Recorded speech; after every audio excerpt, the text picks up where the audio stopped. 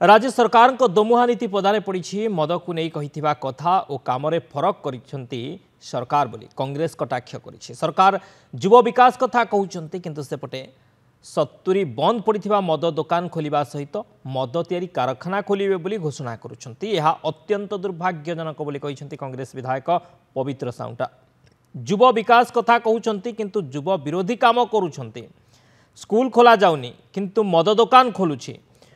मु मद विरोधी आंदोलन करिबारु सरकार मो नारे मामला कले एबे मद दुकान खोलिबा नै घोषणा पर सरकार को असल मुखा खोली जाइछि बोली साउंटा कटाक्ष करिसंती। सरकार याडे गोटे आड़े कहते युवक